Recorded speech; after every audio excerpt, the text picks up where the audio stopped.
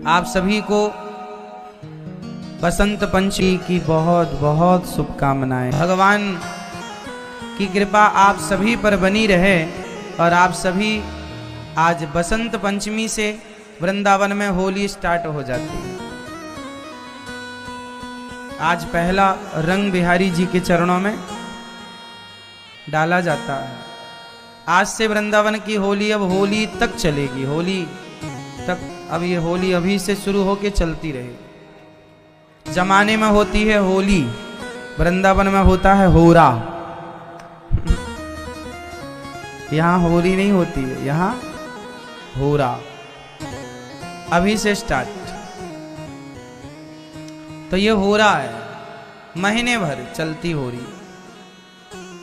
बरसाने की लठमार होली अलग, वृंदावन की होली अलग, यहां ब्रज 84 कोस की होली अलग। खूब होली होती है। यहां राधा रानी श्याम सुंदर के संग होली खेलती हैं। आज से शुरू हो गई बसंत पंचमी के पावन पर्व से, और वो भी वृंदावन जैसा धाम।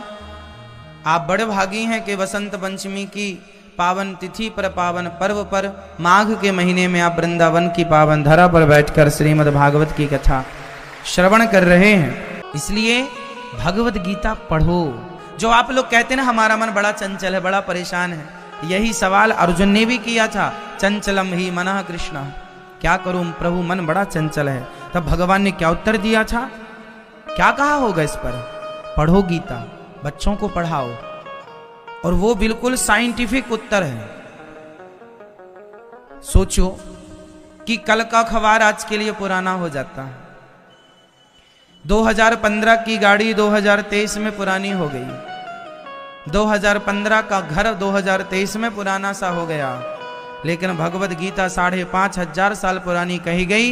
एक एक अक्षर आज के लिए भी नया है। ये नहीं कह सकता कोई अरे तो पुरानी बातें हैं। नहीं, हमारी और तुम्हारी बातें पुरानी हो सकती हैं, गाने पुराने हो जाते हैं, पिक्चरें मूवियां पुरानी हो जाती हैं, पर गीता का ज्ञान आज तक पुराना नहीं है, बिल्कुल नया है। और ये कलयुग के अंत तक नया ही रहेगा। हाँ या ना? इसलिए बच्चों को गीता पढ़ाओ। आज जितने बच्चे ना, कोई किसी से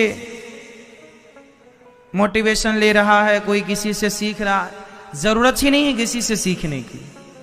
सबसे बड़े मोटिवेशनल स्पीकर भगवान श्री कृष्ण है, और वो आपकी धरोहर है।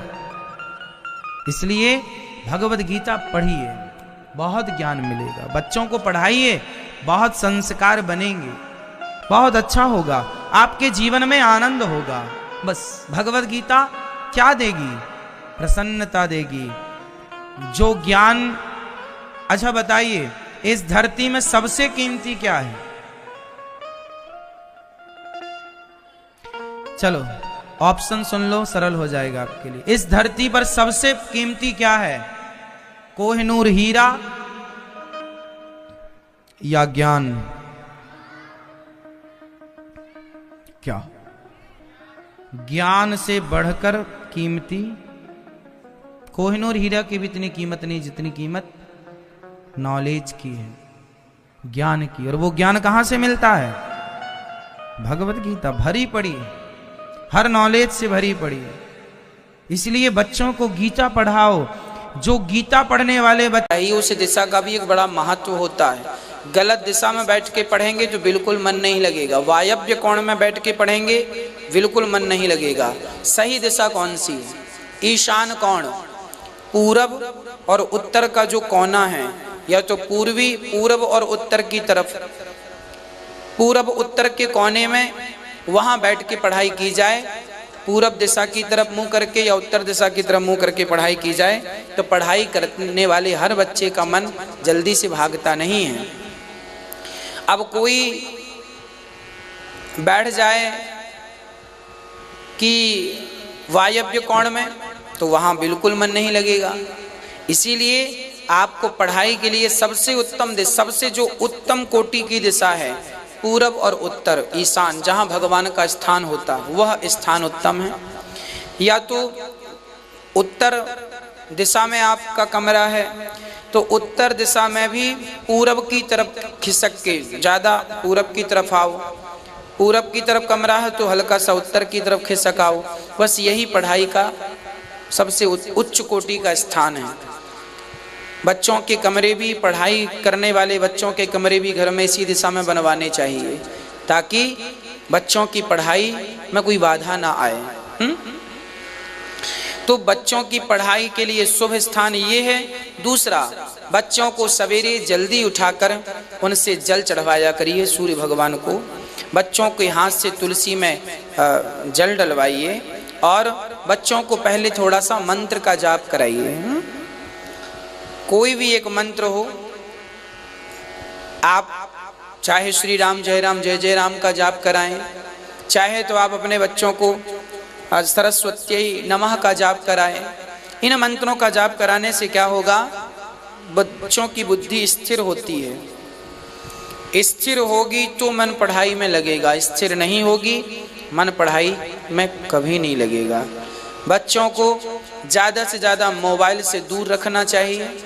उचित जो है वो देखें, बाकी मोबाइल ना हो। यदि बच्चे बहुत कुछ मोबाइल में देखते हैं तो उसी से उनका मन भटकने लग जाता है, बार बार मन उसी की तरफ जाता है। भाई आप अपनी बात करिए ना, आप मोबाइल उठाते हैं 2 मिनट के लिए, फेसबुक चलाने में इतने मस्त हो जाते हैं कि आधा घंटा बीत जाता है आपको। तो ऐसी बच्चों के साथ फिर वो बढ़ता जाता है और पढ़ाई पीछे होती जाती है। इसीलिए हर समस्या का समाधान केवल सावधानी है, और वो भी बच्चों की भी माता पिता की भी।